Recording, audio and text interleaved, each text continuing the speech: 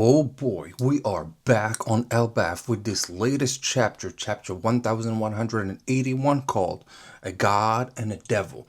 And from the very get-go, from the very beginning of the chapter, oh my emo. Literally, we have a memory of Loki that's remembering what his father told him before he ended him and all of that. And he was saying that he was going to be remembered as the worst king of Elbaf's history, and that now Loki's job is to actually just end him and take the throne. But that's literally what Loki is remembering right now. And from the previous chapter, from what we got in the last page of that previous chapter, we know that literally Emu was right in front of Loki and the fight was about to begin. And so now in this chapter, we are in the fight and it gets bloody. And the conversation starts as, oh, my father was only 144 years old, and giants can age all the way to like 300 years old. And so, meaning that he died soon. And he's looking at Emo and he's like, so you were the one responsible for it, huh?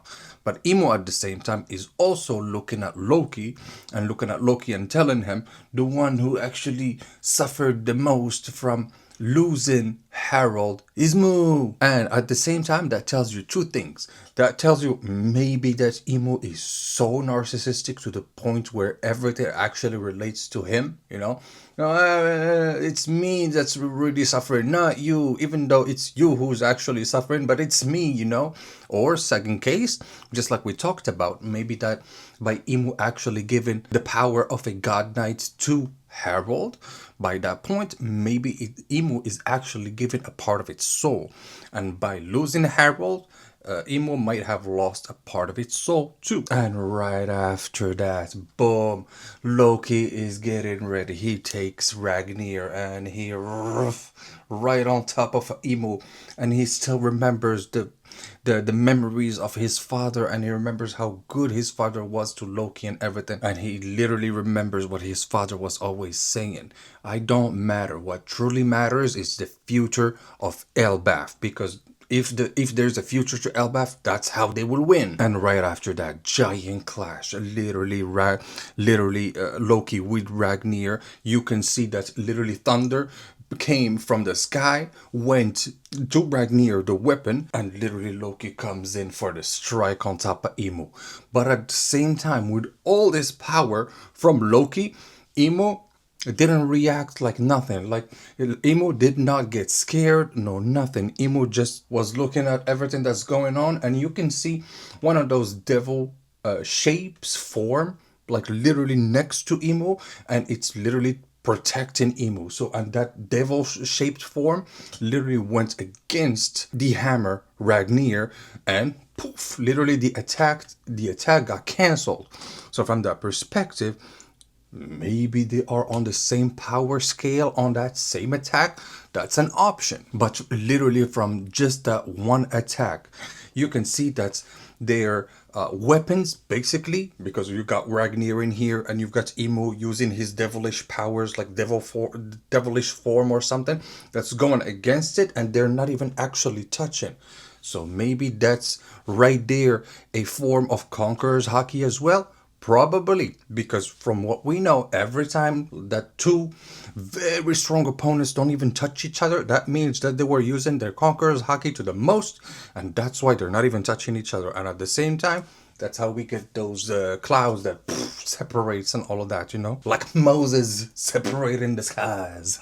Oh, and by the way, Loki's attack was called Ragna Izuchi. And right after that big shot, that big explosion and everything, we get also a scene where we see literally Jinbei with Nami, like they're like, oh my god, it is so hot in here, and like there's so much destruction and everything. And at the same time, we also see Vegapunk with Bunny, and they're actually rescuing Sanji, that's literally full of flames, right now, but he's at least still doing good. And after that, Loki is like, I can't believe you took this attack, how could you? That attack was actually super extra powerful. And the fact that Emu, did not actually even move, and he just took that attack and all of that, super impressive from Emu. But at the same time, I want to tell you that Emu is for me, not allowed to actually lose the fight against Loki and Luffy in this scene right here on Elbaf. And hear me out, because if you're showing me that the big boss, the final big boss of the whole world of One Piece is showing up on Elbaf and he gets defeated by Luffy and Loki, I would understand, but I would be like, so we are doing all of this because, you know, he's a little bit weaker on the other side? Like, what's going on? And that's why I'm saying maybe that the only solution to this fight is going to be a timeline, meaning that Emu cannot actually stay the whole time on Elbaf on this fight and all of that, and that's why he's gotta hurry. And basically all of this is gonna transform into a game of surviving the time that Emu's gonna be there until he's not. And then from there you literally get to see Emu, and you see Emu doing something with his hand like this again, and from doing this, flames literally come out of right here, out of this hole right here, and those flames literally go inside of his arm, because from the next shot you see that basically his arm grew bigger, and next shot you get to see Loki, and Loki's like, what is that, gigantification or something? And literally boom, you can actually see that Emu also has the same thing that Joy Boy aka Nika aka Luffy has, meaning he can transform into a giant and come back to normal and everything, like a normal human being and everything. And he grows bigger and bigger, and at the same time he's saying Omen is simply Mu's military might. So you understand that Omen is just a tool in Emu's arsenal of everything that Emu can actually use. And after that, Emu is getting ready literally, and you can see the staff of Emu at the tip of it. Basically there's a demon form that's coming out of it, that's getting ready to attack Loki, and at the tip of it, it forms like a ball shaped with a devilish figure with horns on top of the staff, and he goes in for the strike against Loki, and nothing happens from there. But right after that, Emu is actually so agile that after that attack, he goes actually on top of Loki, and from the top of Loki he brings his staff again, and now his staff actually transformed in a way into basically a sword because of how he actually held it. The sword basically is made of that devilish dark power that's eminent from Emu. People are saying that's something that's called Maki. That's like a devilish form of even maybe Haki. That's a possibility right there. Let me know down in the comments below, guys. What do you think about what Maki actually means? And let's talk about it in the comments down below. And basically, Emu drops that sword right on Loki, and he calls that attack Nemesis. And he... same attack as another character in One Piece that used basically something that looked like the same attack. And that other character is Mihawk. When you see Mihawk and when you see Emu, they pretty much got the same eyes. Is that a clue to maybe saying that Mihawk might be coming from the Nerona family, the royal family Nerona that Emu is actually coming from too? That's a possibility, but at the same time, Mihawk does not have wings, Mihawk does not have flames. He is literally just a swordsman using his sword. And he practiced with his sword so much that he made his sword into a black sword, meaning it is so powerful, and he used so much haki on it that it permanently stayed black. And from that perspective, you understand that Mihawk in the world of One Piece is a very strong opponent you can go against, to the point where he even was called the Marine Hunter, because he would go against all the Marines he would see and literally kill them all, you know. And so back to the chapter here, literally Loki, poof, literally you see blood coming out of his mouth. He is literally, oh my god, what the fuck, what happened, and all of that. And Emu now is explaining a little bit what's going on, and Emu is saying strength is only an attribute, and people naturally crave, and that craving can be easily satisfied with something, and that something first is called corruption, and second, they can also, it merely requires one to submit their will to a covenant. That's the second thing. And then when their envy drives them, they'll achieve power. And those are the three things together that form a trinity. So the trinity is basically corruption, the covenant, and then power. And all of that is known as dominion. And at the same time, as Emu is spilling all of that information, which is good for us because we're going to be talking about that trinity in another video at some point. But both opponents get ready again. Loki literally grabs on his Ragnir again and he goes in for the strike. And at the same time, Emu grabs on his staff that now became another weapon. And now he's like, and at the tip of that weapon, literally he's got a devil ball again. Like literally that's the only thing I can call it. Or like maybe like a devil Kirby. Let's call it the devil Kirby on top of it. And they go in for the strike, but at the same time you can see that Emu's strike was more powerful than Loki's, and Loki gets blasted for a sec, but Loki comes right back for the strike again, and he actually goes on top of Emu and literally you see the shot of Ragnir right on top of the face of Emu, and he's crazy because he's like, yeah, all of your dominion shit, I don't want it. Bow, you know? But all of that did not actually do jack shit to Emu because Emu is still there. And with Loki, Loki is asking himself, so you gave me that information. So does that mean that so your power is God's dominion or something? Because and even Loki says it, and he says here because now it sounds more like a deal with the devil to me more than anything else. And Emu is looking at it and he's like, is there actually a difference in between a god and a devil? Whee. So literally that's where you see that Emu is per se the devil, and that he's not even making a difference in between what a god is and what a devil is. So for him, he might be the one, the devil, who will actually make you more powerful, more corrupt to actually become a god. Like that is absolutely insane. But we can clearly see that Emu is the devil of the world of One Piece. And Loki is like, yeah, it beats me. I ain't gonna let myself get dominated by you and all of that.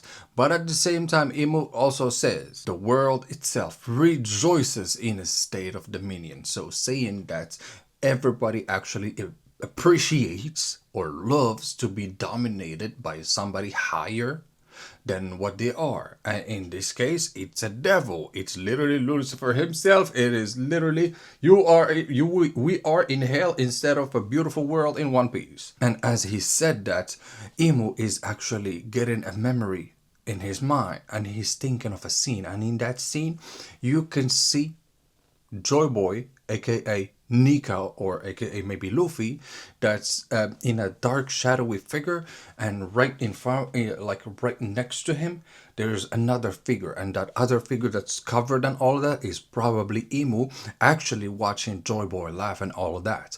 And maybe that's something happened in the past where Emu actually misinterpreted what Joy Boy was saying by, oh, if you want the whole world to actually live happily ever after, you gotta make sure of it. So maybe that's Emu actually made sure of it by actually dominating everybody. That's a possibility right there. You let me know down in the comments below. But as Emu is getting reminded of all that scene, that's where you see Emu's biggest emotional situation ever in the story of One Piece, because Emu is so emotional that when remembering that, he was like, so isn't that right that by dominating we win and all of that? And he's like, isn't that right, Joy Boy? You know, he literally is like going crazy in his mind. But at the same time, Emu actually forgot for a sec that he was actually fighting Loki, and Loki did not forget that he was on the battlefield fighting Emu. And Loki, at the same time that Emu is going through the memories and all that for a sec, Loki comes in and sends him flying, and he tells him, yeah, you are underestimating my power right now and all of that, and that's why you deserve to fly. And after flying, Emu currently is literally on the tree, basically on the Atom tree, like literally like, oh, what happened and all of that. And he's looking at Nidhogg, aka Loki, that's transforming into Nidhogg, and he's like, oh, so it's really you, Nidhogg. Oh, and Emu smiles at that point, and that smile is super scary. There's actually a lot to talk about in this, and Emu from here is maybe telling us that it actually enjoys the fight against Nidhogg, and maybe it used to enjoy the fights against Joy Boy and all of that. Maybe Emu was a pirate back in the day. Maybe Emu was somebody that was fighting for freedom, but don't let yourself get corrupted by the devil, because that's what exactly he wants you to do. So don't believe that Emu is actually all honest, all good, and all of that, because just remember, literally, he just said it in the same chapter, the trinity of completely dominating everybody: corruption, covenant, and power. So literally, Emu is not the person who should be trusted in a world of One Piece. And at the same time, before ending this review, I wanted to also go back on one of the previous pages where we actually see Luffy, and Luffy is literally just trying to eat as much food as he can, because at the same time he can feel the haki, and he's like, oh my god, I need to eat more, and he's like and so hopefully that by the next chapter we get Luffy on the battleground with Loki to help him at the same time fight Emu, because Emu does not look like it's the opponent you can go against by yourself. Emu looks like maybe the opponent that everybody should go against, just like Kaido. Everybody went against Kaido. Even Eiichiro Oda himself didn't know how to actually win against Kaido. But through many fights and many, everybody's putting in their will into the fight and everything. And that's how at the end, Joybo was able to succeed. And hopefully by the end of One Piece, that's how Luffy will be able to succeed at the end. And on that note, let me know, guys, what do you think about this whole chapter down in the comments below. Let me know, because there's a lot of things to talk about in this chapter. Don't forget your boy, like this video, subscribe to the channel, and I'll see you in the next one.